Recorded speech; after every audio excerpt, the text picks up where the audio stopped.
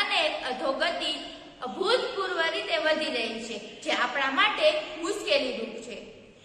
પરિવહન ઉદ્યોગ અને ખેતીના કારણે હવા, પાણી અને જમીન પ્રદૂષિત થઈ રહી છે.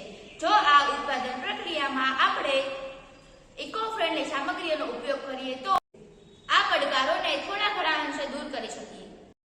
અત્યારના સમયમાં નબળી ગુણવત્તાવાળી જમીન, પાકમાં પોષક દ્રવ્યોનું ઓછું પ્રમાણ તેમજ પાક ઉત્પાદન ક્ષમતામાં ઘટાડો એ આપણી આસપાસની મોટામાં મોટી સમસ્યા છે.